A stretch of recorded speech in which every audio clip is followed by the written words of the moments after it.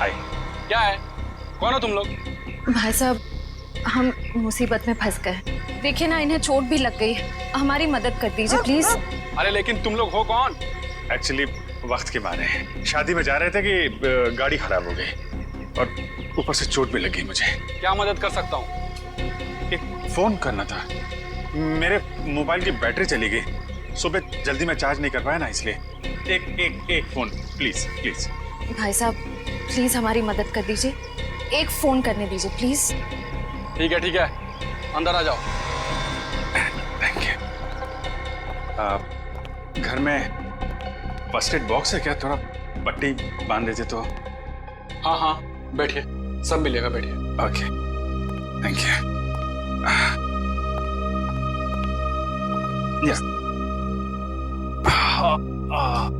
ओह, ये आपके पास pain killer है क्या?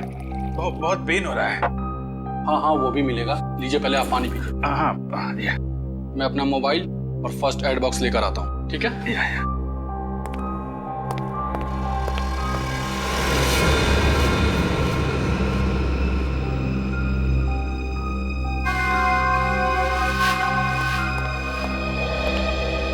सही टाइम हो गया है।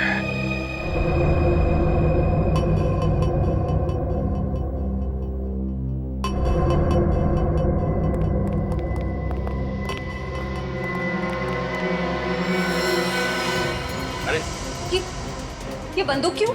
तुम लोग भी बड़े बेवकूफ हो। मदद मांगना है वो भी हमारे पास। कौन हो तुम लोग? लुटेरे, या तो फिर यूं कह लो कि खूनी। 2 खून तो हम कर चुके हैं और अब 2 और करेंगे, वो भी तुम्हारा। नहीं सर, प्लीज हमें मत मारिए प्लीज। ए, चुपचाप गहने निकाल, सारे गहने निकाल। तुम बहुत गलत कर रहे हो। कौन हो तुम लोग? CID।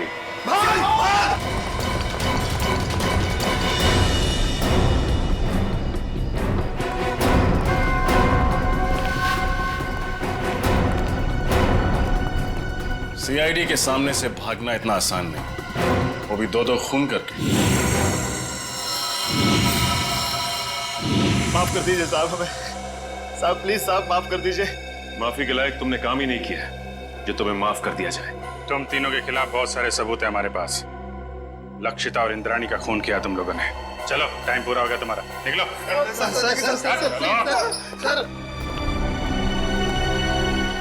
Good job. Thank you sir. चलो।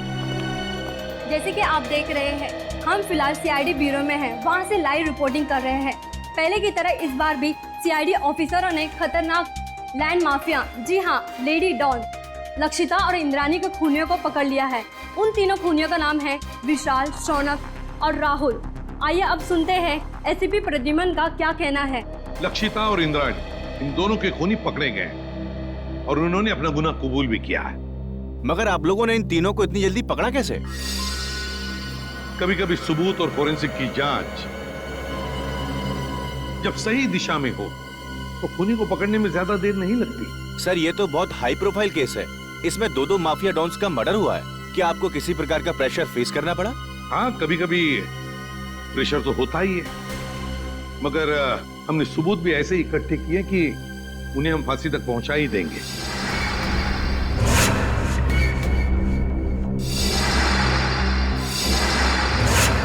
और अगले हफ्ते हम अपनी चार्जशीट फाइल करेंगे और उसके बाद ही कोर्ट की कार्रवाई शुरू होगी। ठीक है, थैंक यू वेरी मच। अब जा सकते हैं।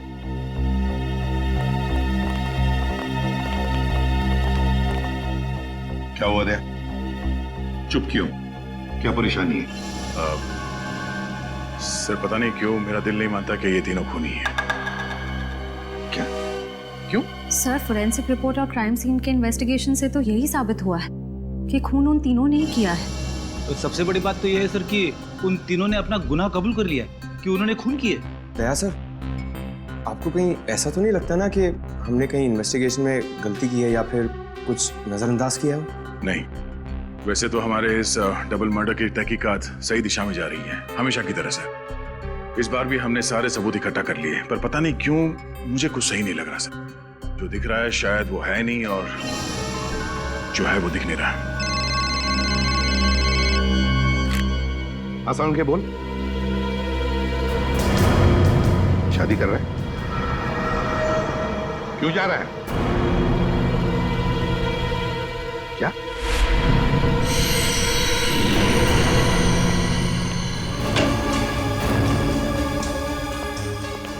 वो क्या रहा है? हाँ?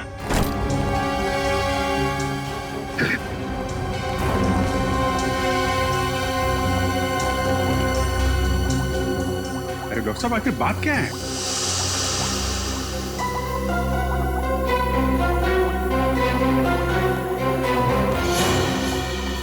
सालों के साथ छुट्टी पर जा रहे हैं और वापस कब लौटेंगे कुछ नहीं पता। क्या? छुट्टी पर जा रहे हैं? तू छुट्टी ले कैसे सकता है? हाँ? अरे यार, इस पे इतना हाइपर होने की क्या जरूरत है? हाँ? मैं छुट्टी पे जा रहा हूँ क्योंकि मेरी तबीयत ठीक नहीं है और मैं अपने घर जा रहा हूँ छुट्टियां लेकर के। किसी दूसरी दुनिया में नहीं जा रहा हूँ क्योंकि मुझे इस लैब में ये इन लाशों से, इस केमिकल सेक्शन से मेरी तबीयत खराब होती है। मैं थोड़े दिन आराम करना चाहता हूँ, बस इतनी सी बात है। बस इतनी सी बात है। ये कौन है? तुम कौन? सर मैं इनकी पर्सनल नर्स हूँ, मेरा नाम मोनिका है। एक्चुअली इनकी ईसीजी रिपोर्ट्स बहुत खराब आई हैं, इसीलिए डॉक्टर ने इन्हें कंप्लीट रेस्ट करने के लिए बोला है। पागल हो गया तू? बता क्यों नहीं पहले तूने? क्या बता था? मुझे अब खुद पता चला है तो मैं तुम्हें पहले क्या बताता? लेकिन सालों के साहब, तब तक फॉरेंसिक डिपार्टमेंट की जिम्मेदारी कौन संभालेगा?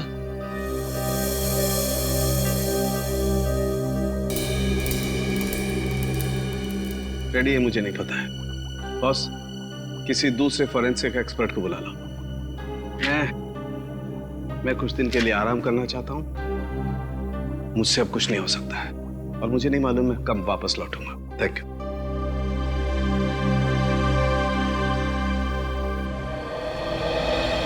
अच्छा हो आप लोग आ गए। बात क्या है तारिका? यहाँ पे क्यों बुलाया तुमने हमें? मुझे तुमसे जो बात कहनी है, पता नहीं उसका रिएक्शन क्या होगा, लेकिन बात कहना जरूरी है। सालों के सर का बर्ताव और उनके काम करने का ढंग कुछ दिनों से बहुत अजीब हो गया है। क्या मतलब है तुम्हारा? देखो आप लोग प्लीज मुझे गलत मत समझिए। सालों के सर मेरे गुरु हैं। मैंने इतने साल उनके साथ काम किया है और कितना कुछ सीखा है उनके पास से। लेकिन इस केस की फोरेंसिक जांच उन्होंने ठीक से नहीं की। कितनी सारी बातों को उन्होंने अनदेखा किया है।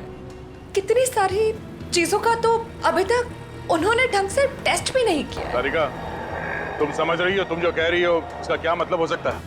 तारिका, 16 साल से सारुण के साहब हमारे साथ काम कर रहे हैं। वो सीआईडी को गुमराह क्यों करेंगे? अगर तुम्हारा शक गलत निकला तो? अगर आप लोगों ने मुझे गलत साबित किया तो सबसे ज्यादा खुशी मुझे ही होगी। डॉक्टर, तारिका की बातें अभी भी दिमाग में घूम रही है। आज तक कभी सारुण के साहब के लिए उसने कुछ नहीं कहा, लेकिन आज ये समझ में नहीं आ रहा है अब हमें क्या करना चाहिए। कभी लगता है कि डॉक्टर सालों के कभी ऐसा कर ही नहीं सकते, कभी लगता है कि मेरा शक सही था। कहीं ना कहीं इस केस में हमसे कुछ गलती हो रही है। ना एक्सपीरियंस आदमी है सारुण के साहब, लेकिन फिर क्या करें? एसीपी साहब को बोलना है? नहीं अभिजीत, भले एसीपी साहब डॉक्टर सालुंके के से झगड़ते हो, पर वो कभी नहीं मानेंगे कि ये फॉरेंसिक रिपोर्ट डॉक्टर साहब ने ठीक नहीं बनवाई। ये बात तो है।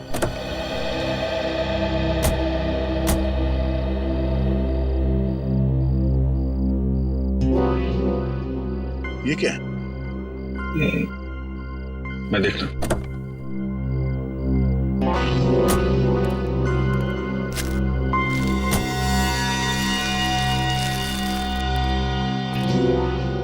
चॉकलेट पेपर जैसा लगता है। Chocolate paper? इतने प्यार से फोल्ड करके किसी ने वाइपर पे क्यों रखा?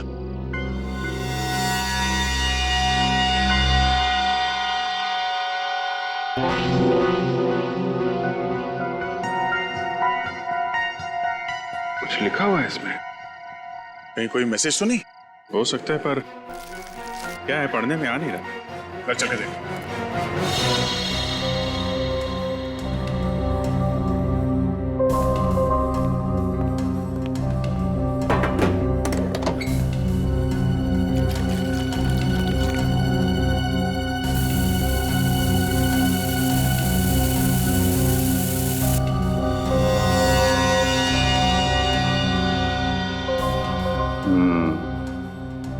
इनविजिबल इंक से लिखा गया था, hotel red central. Hotel red central? Lakshita और इंद्राणी की काम वाली सकूबाई ने भी होटल रेड सेंट्रल का ही नाम लिया था। लक्षिता मैडम और इंद्रानी मैडम 10 सितंबर को रेड सेंटर होटल में जाने वाले थे। होटल रेड सेंट्रल 111 10/9 111 10/9 10/9 मतलब 10 सितंबर, और 111 इस होटल का रूम नंबर हो सकता है। 10 सितंबर को लक्षिता और इंद्रानी का खून हुआ था। कहीं इस होटल रेड सेंट्रल के कमरा नंबर 111 का इस डबल मर्डर केस से कोई संबंध तो नहीं है? हो सकता है दया, इसका पता लगाना पड़ेगा।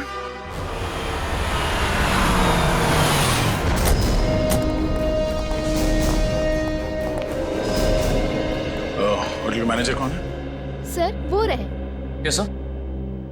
10 सितंबर को कमरा नंबर 111 में कौन ठहरा हुआ था? कोई नहीं, वहाँ कोई गेस्ट नहीं रुका। देख, झूठ मत बोल, समझा? सर मैं झूठ नहीं बोल रहा हूँ, वो तो हमारा स्टाफ रूम है।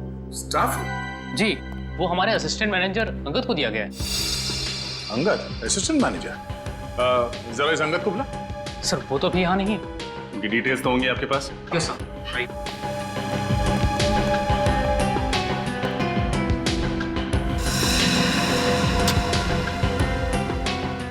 ये अंगद इस वक्त कहाँ होगा, कुछ मालूम है? नहीं सर, अंगद सर अचानक कहीं चले गए हैं। अचानक कहीं चले गए? हाँ सर, 10 तारीख को शाम को 6:30 से 7 के बीच वो रूम की चाबी लेकर बाहर निकला और आते ही बोला कि उसे मुंबई से बाहर जाना है, उसे कुछ दिनों के लिए छुट्टी चाहिए। और कहाँ गया ये बता के नहीं गया? नहीं सर, इनफैक्ट वो अपना सामान लेने अपने रूम में भी नहीं आया। और उस दिन से उनका कमरा खोला भी नहीं गया है। तो आप खोलिए, हमें कमरा नंबर 111 की तलाशी लेनी है। पूरी राहुल, विशाल और शौनक, इन तीनों के खिलाफ चार्जशीट फाइल करने से पहले सब कुछ अच्छी तरह से दोबारा चेक करो। फोरेंसिक रिपोर्ट, गवाहों के बयान और फिर उन तीनों की स्टेटमेंट भी, जिसमें उन्होंने कबूल किया कि ये खून उन्होंने किए है। हाँ सर, मैंने सारे पेपर्स इकट्ठे कर लिए। देखा सर, वो सर दया का फोन आया था, थोड़ा लेट आ रहा है, कह रहा था कुछ जरूरी काम निपटाने उसे। अब इससे एक बात समझ में नहीं आ रही है, आज इतने सालों से हम लोग एक साथ काम कर रहे हैं, लेकिन किसी भी इन्वेस्टिगेशन में दो राय नहीं हुई। मगर इसी केस में, पर्टिकुलरली इसी केस में, पता नहीं क्यों दया को यकीन क्यों नहीं हो रहा। सर, उसे लग रहा है कि तहकीकात में कुछ कमी रह गई है सर। क्यों ऐसे लग रहा है? सब कुछ तो ठीक ठाक है, सब कुछ ठीक ठाक है, समझ में नहीं आ रहा है क्यों?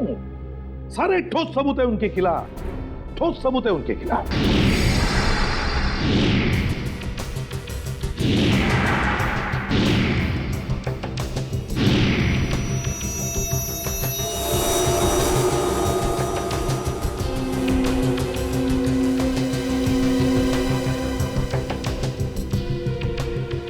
सर, लक्षिता को माथे पे गोली मारी गई है और इंद्रानी को गले पे।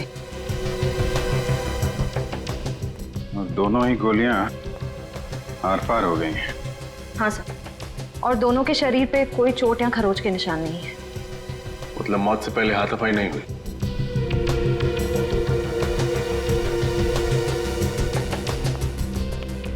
जब इन दोनों की मौत हुई तुम कहाँ थे? साहब, आगे नाके पे पान की दुकान है, मैं वही पान खाने गया था साहब। ड्यूटी छोड़कर पान की दुकान के चक्कर लगाते हो? सब मेरी गलती है साहब। मैं जब वापस लौटा तो देखा वो तीनों खूनी भाग रहे थे साहब। तुमने खूनियों को भागते हुए देखा? हाँ साहब, लक्षिता मैडम और इंद्रानी मैडम के दुश्मन थे साहब। उनके हाथ में बंदूक भी थी साहब। कौन है दुश्मन उनका? सर वो विशाल, शौनक और राहुल।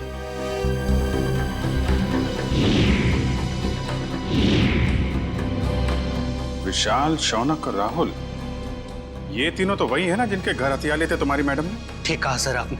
मैंने तो कई बार इंद्राणी मैडम और लक्षिता मैडम को कहा था कि प्लीज आप अपना पर्सनल बॉडीगार्ड रख लीजिए, लेकिन नहीं सर, अब प्रॉपर्टी के काम में दुश्मनी तो होगी सर। यहाँ घर में कोई और भी था इनके साथ? नहीं साहब, फार्म हाउस पे वो दोनों अकेली थी साहब। लेकिन फार्म हाउस पे काम करने वाली शकू भाई, वो भी नहीं आई थी साहब। सर,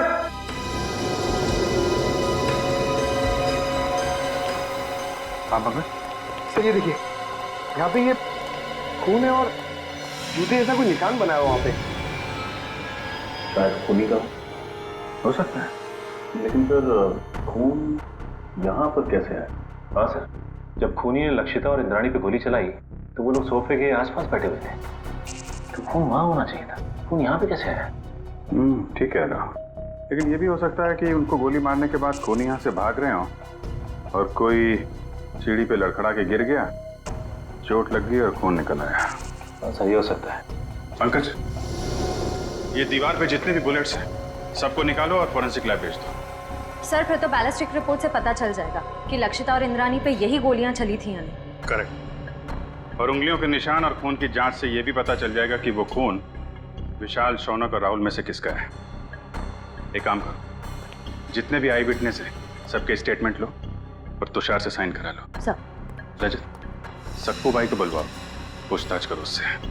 सचिन, विशाल, शौनक और राहुल तीनों की फोटोग्राफ सारे पुलिस स्टेशन में भेजो, सारे मोबाइल वैन और चेक नाके पे भी भेजो। तीनों बच के जाने नहीं चाहिए। सक्कू भाई, मैं तुमसे कुछ सवाल पूछूंगा, सब सच सच बताना। साहब, सक्कू भाई कभी झूठ नहीं बोलती। अच्छी बात है। आज तुमने लक्षिता मैडम और इंद्राणी मैडम के बर्ताव में कुछ अजीब पाया था? नहीं साहब। अच्छा, राहुल, शौनक और विशाल, इन तीनों का तुम्हारे मैडम के साथ कभी कोई झगड़ा हुआ था? नहीं साहब, मैंने कभी कोई झगड़ा नहीं देखा। तुम्हारी दोनों मैडम यही रहती?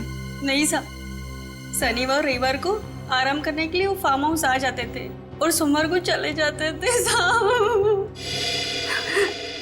और कुछ याद है तुम्हें? हाँ साहब, लक्षिता मैडम और Indrani madam hotel red centre में जाने वाले थे। तुम्हें अच्छी तरह याद है कि वो होटल रेड सेंट्रल ही जाने वाले थे? हाँ साहब, मुझे पक्का याद है ना, मैडम ने खाना बनाने के लिए मुझे मना किया था। और हाँ साहब, वो किसी के साथ डिनर करने को जाने वाले थे, लेकिन वो गए नहीं गए मुझे कुछ भी नहीं पता है साहब।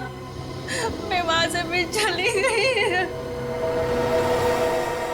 Hotel red central. इतने सारे सबूत मिले अभिजीत, उंगलियों के निशान, फिर वो गोलियां भी जिससे खून हुआ है, और फिर गवाहों के बयान भी। वही तो सर, उन तीनों के पास इंद्राणी और लक्षिता को मारने का कारण भी था, क्योंकि उन्होंने उन तीनों को बेघर किया था। यहाँ तक कि वॉचमैन ने भी उन्हें खून करके भागते हुए देखा था।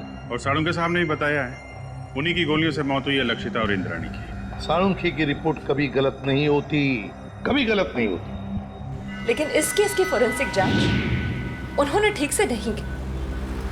कितनी सारी बातों को उन्होंने अनदेखा किया है, कितनी सारी चीजों का तो अभी तक उन्होंने ढंग से टेस्ट भी नहीं किया। हाँ सर, साळुंखे साहब का काम तो एकदम पक्का होता ही है, पर पता नहीं क्यों अचानक उनकी तबीयत कैसे खराब हो गई। हाँ सर, साळुंखे सर जब क्राइम सीन पर आए थे वो तब से ही परेशान लग रहे थे, शायद तब से उनकी तबीयत खराब हो गई।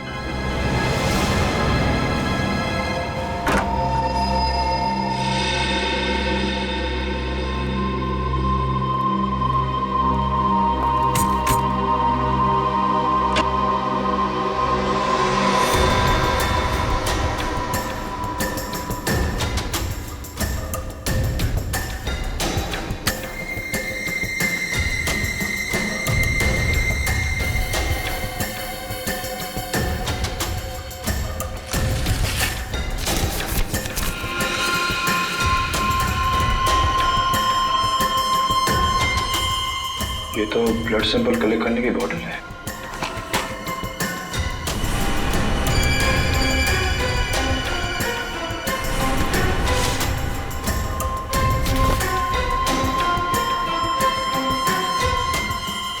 तो किसी चीज की ड्राइंग की गई इस पेपर में।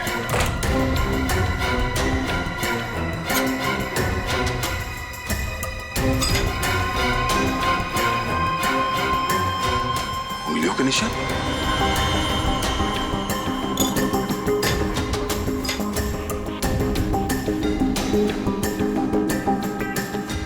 ये RVS सर, ये देखिए, लगता है कोई अलग अलग आदमियों के उंगलियों के निशान बना रहा था। अजय साहब, क्या इस कमरे में अंदर के अलावा कोई और भी है? नहीं सर, वही रहता था। मेरा इस मरीज में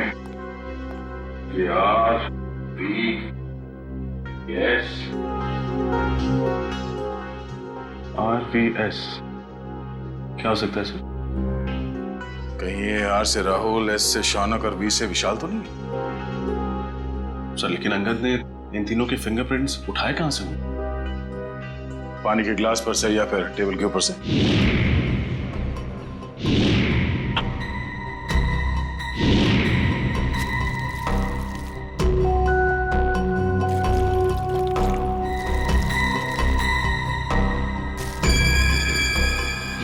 सर ये देखिए सर, इस पेपर पे कुछ ड्राइंग बनाए गए हैं और ये ब्लड सैंपल की बोतल मिली है सर।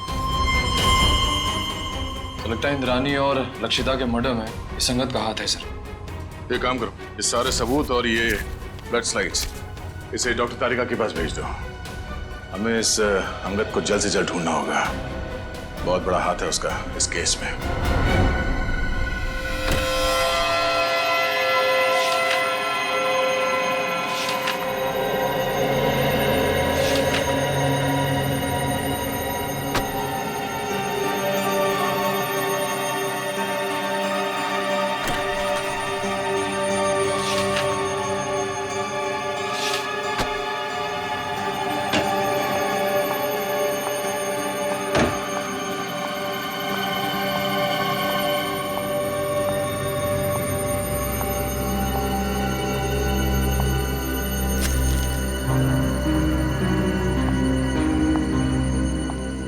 सब आप सचमुच जा रहे हैं? हाँ तारिका, मेरा काम खत्म हो गया है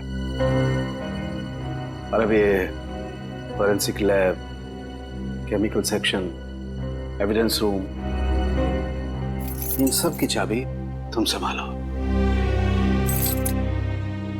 मैंने अपनी जरूरत के कुछ कागजात अपने साथ ले लिए। लेकिन सर आप ये पेपर्स और फाइल्स क्यों लेकर जा रहे हैं? आपकी तबीयत खराब है इसलिए आपने छुट्टी लिया ना, आराम करने के लिए? या फिर घर पे भी काम करने का इरादा है? नहीं नहीं, ऐसी बात नहीं तारिका। देखो, यहाँ का काम तो तुम संभाल लोगी, लेकिन भाई अगर कभी मुझे लैब की याद आई तो इन फाइल्स को देख करके अपना मन बहला लूंगा। सर आप ऐसे क्यों बात कर रहे हैं? आप वापस लौटने वाले ना ठीक होकर? हाँ यस जरूर। एनीवे, तुम मेरी चिंता छोड़ो, यहाँ मन लगा के काम करना। देखो अब तुम्हारी जिम्मेदारी ज्यादा बढ़ गई है। अब सर अब हमें चलना चाहिए। आपके खाने का भी वक्त हो रहा है और फिर आपको दवाई भी तो देनी है ना।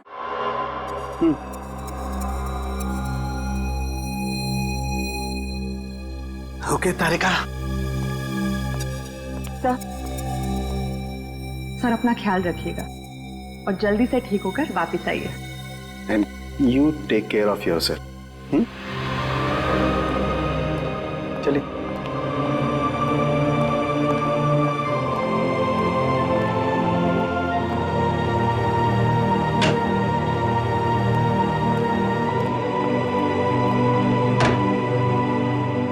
अंगद के कमरे से मिले सबूतों की जांच शुरू करनी पड़ेगी।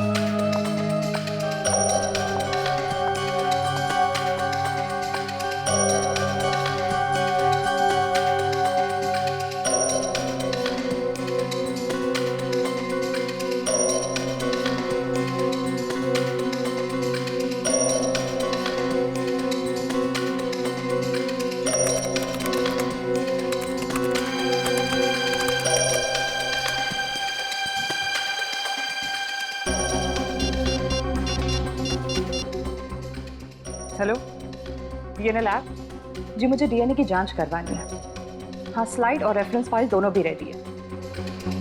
डॉक्टर सालों के एक्चुअली सालों के साथ छुट्टी पे है और उनके जगह जो नए हेड ऑफ द डिपार्टमेंट आने वाले हैं उन्हें ज्वाइन करने में थोड़ा टाइम है, लेकिन मैं इस केस में बिल्कुल डिले नहीं कर सकती, इसलिए प्लीज़ आप रिपोर्ट जल्द से जल्द रेडी कर दीजिए। Okay, thank you very much.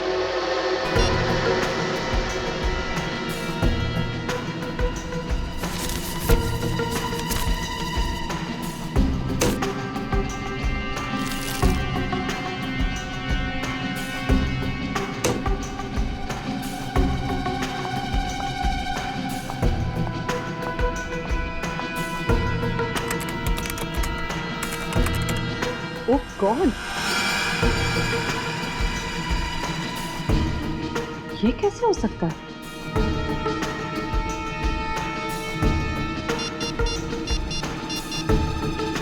Hello,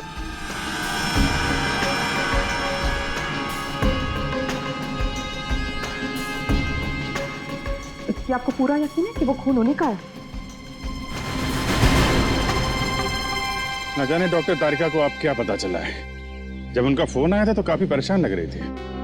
कोई तो बड़ी बात हो गई अभिजीत। मुझे लगता है लक्षिता और इंद्राणी के मर्डर केस को रीओपन करना चाहिए और नए सिरे से तहकीकात करनी चाहिए। हमारा शक सही निकला। फिंगरप्रिंट और डीएनए रिपोर्ट।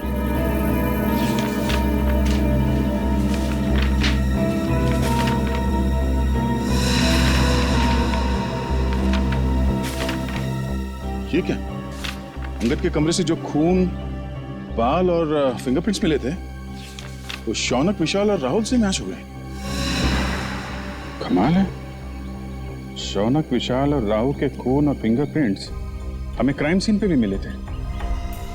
लक्षिता के पनवेल वाले फार्म हाउस पे, जहां पे उनकी लाशें मिली थी हमें।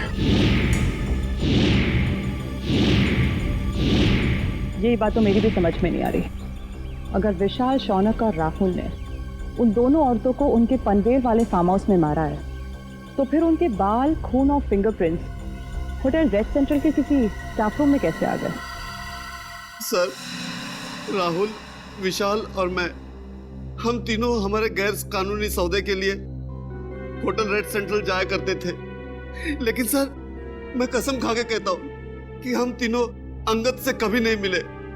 सर, मुझे तो ये भी नहीं पता कि मेरे उंगलियों के निशान अंगद के कमरे में आए कैसे। अंगद को पहले कभी मिले नहीं थे। रेडी, अंगद का फोटो दिखाओ। अब फोटो को देखकर बताओ, क्या तुमने इस आदमी को पहले कभी देखा है? जानते हो इसे? ये अंगद है, असिस्टेंट मैनेजर था रेड सेंट्रल होटल का। नहीं सर, हो सकता है कि आते जाते देख लिया हो, लेकिन सर मेरी इससे कभी कोई बातचीत नहीं हुई सर। हो सकता है तुम्हारे साथी विशाल और राहुल अंगद को जानते हो? नहीं सर, मैं दावे के साथ कह सकता हूँ कि राहुल और विशाल भी अंगद के लिए अजनबी है। शौनक, इस छोटी सी बोतल में हमें तुम्हारा खून मिला था। मेरा खून? हाँ, ये भी अंगद के होटल के कमरे से मिला था हमें। तुम्हारा ये खून वहां अंगद के कमरे में कैसे आया? मुझे नहीं पता सर। क्या पिछले 8-10 दिन में तुम्हें कोई चोट लगी थी जिसके कारण बहुत ज्यादा खून बहा? नहीं सर, ऐसा तो कुछ भी नहीं हुआ। तो फिर तुम्हारा एक खून इस बोतल में कैसे आया? सर, कुछ दिन पहले मुझे एक एलर्जी अटैक आया था। उसका ब्लड टेस्ट कराने के लिए मैं हॉस्पिटल गया था। तो हो सकता है कि... कौन सा hospital? Sir, paradise health care hospital. Paradise health care hospital? हाँ हाँ सर। उस पैथोलॉजिस्ट का नाम पता है तुम्हें जिसने तुम्हारा खून लिया था? सर, नाम तो नहीं पता, लेकिन सर वो दिखने में थोड़ी सी सावली थी, बाल उसके घुंघराले थे। सर, वो हॉस्पिटल की जूनियर पैथोलॉजिस्ट थी सर। सर, मुझे तो लगता है कि शौनक और उसके साथियों ने ही लक्षिता और इंद्राणी का खून किया है और ये सब ड्रामा कर रहा है, नाटक कर रहा है। इसे ले जाओ, जाओ। चलो सर, जब से ये केस रीओपन हुआ है तब से और उलझता जा रहा है। पहले किसी ने मेरी गाड़ी में उस चॉकलेट के पेपर पे होटल रेड सेंटर लिखा और उसी होटल के कमरे से ये अंगद गायब हो गया और उसके कमरे में से इन तीनों के बाल, फिंगरप्रिंट्स और खून मिले। और सर और क्या?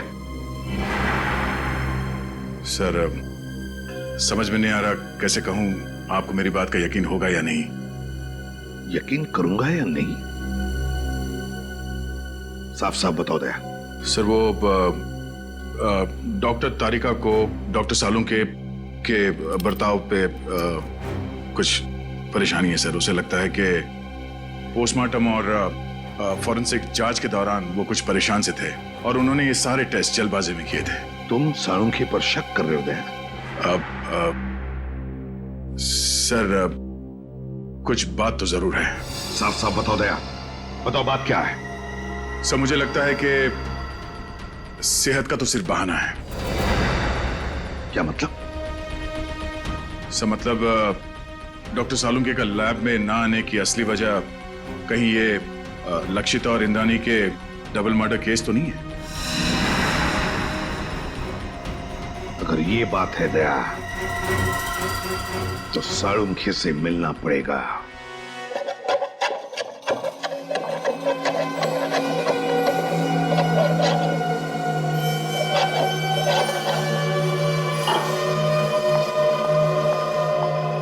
खाना काम कर रहा हूं ना, देखने दे, रख दो, बाद में खाऊंगा। आप रुकिए, मैं देखती हूँ।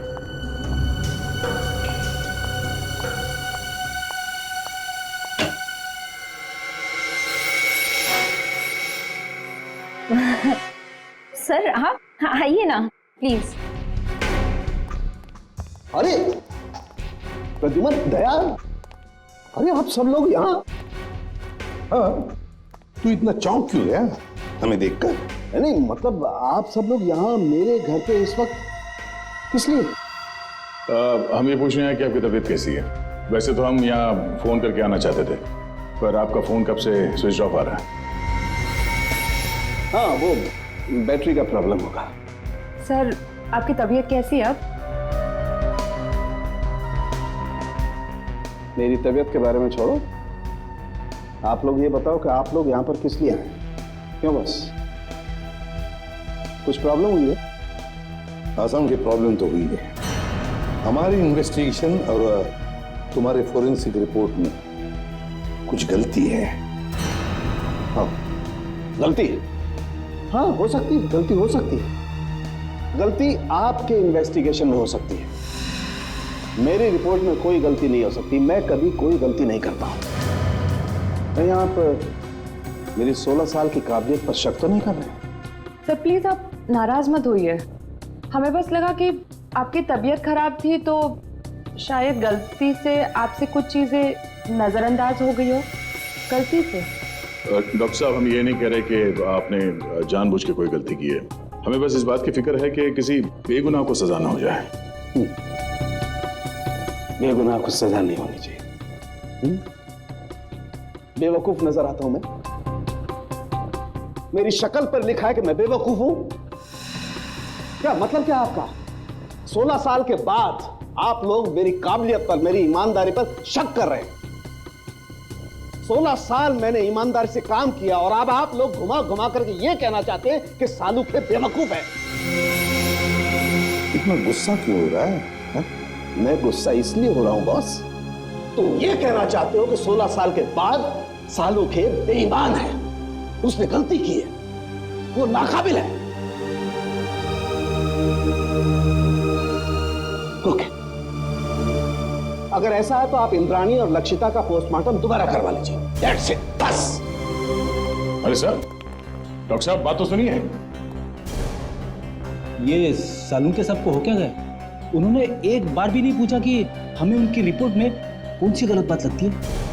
वही तो एक बार भी सालुंके ने नहीं पूछा कि रिपोर्ट में गलती क्या है।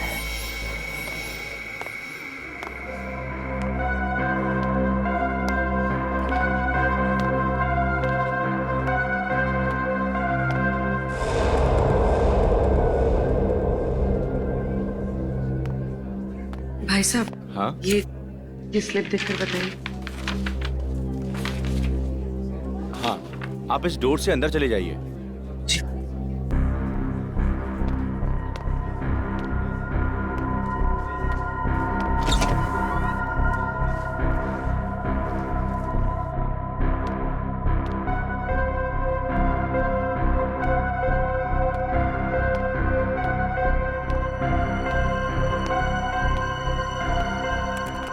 मैडम, ये आप उस कुर्सी पे बैठ जाइए। ठीक है।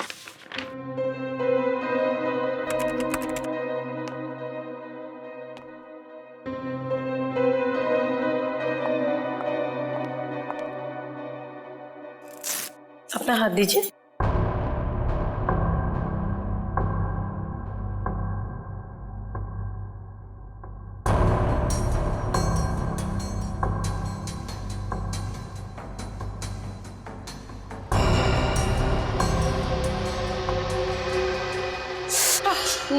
मुझे बहुत डर लग रहा है। घबराइए मत, आपको कुछ नहीं होगा। लीजिए।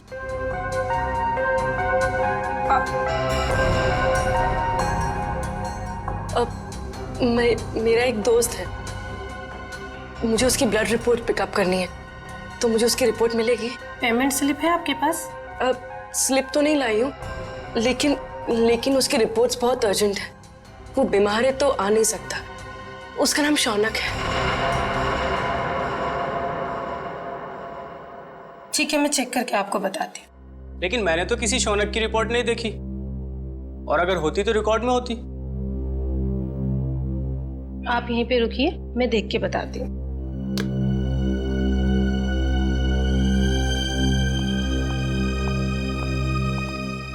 एक्सक्यूज मी, आप एक एक करके आइए। ये मेरे साथ है।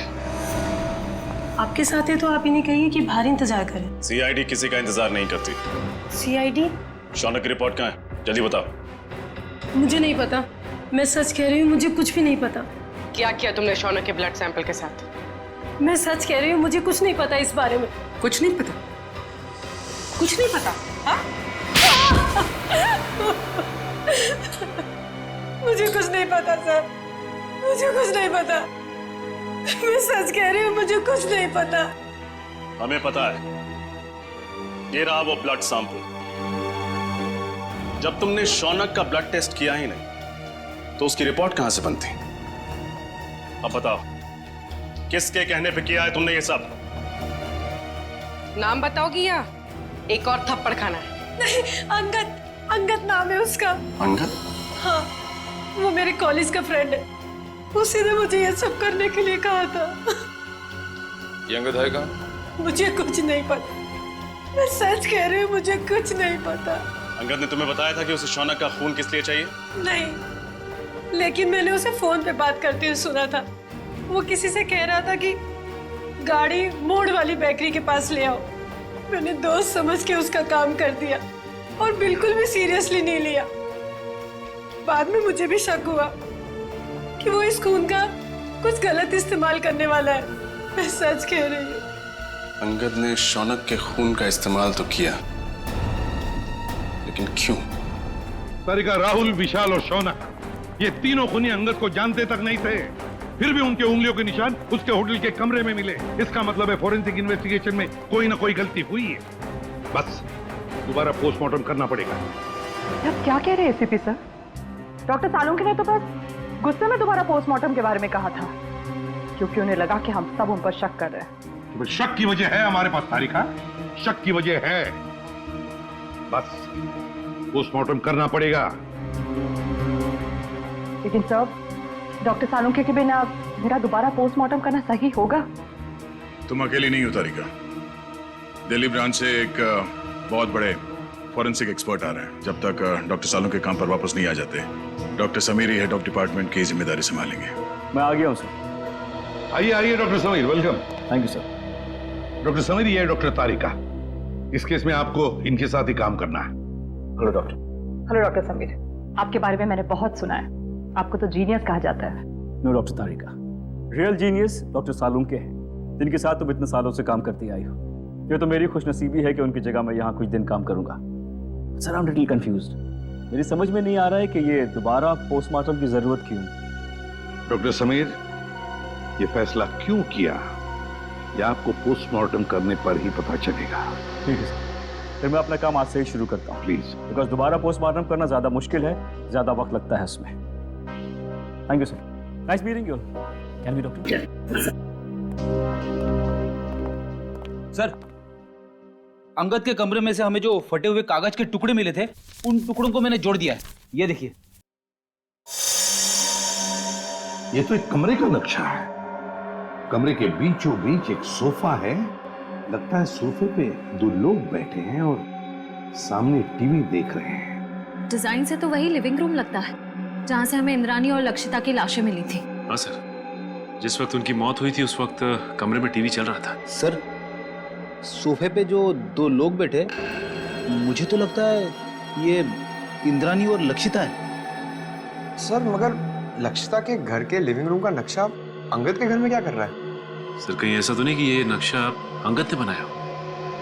सर, लक्षिता और इंद्रानी, इन दोनों का खून 9 से 11 के बीच में हुआ था सर। और ये अंगद होटल के कमरे से 7 बजे निकल गया था। वही तो दया, इस अंगद को कैसे पता चला 7 बजे से पहले कि 9 और 11 बजे के बीच लक्षिता और इंद्रानी टीवी देखने वाले? और फिर इस कमरे का नक्शा वो भी अंगद के पास कैसे? लक्षिता के घर के कमरे का नक्शा। कुछ ना कुछ तो गड़बड़ जरूर है दया, कुछ ना कुछ तो गड़बड़ है।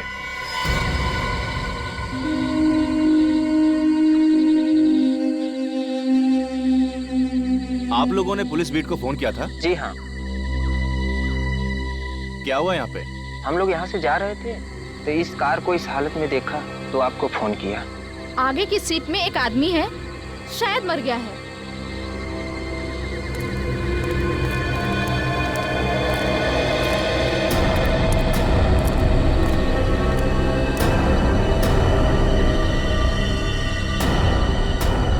अरे ये तो वही है।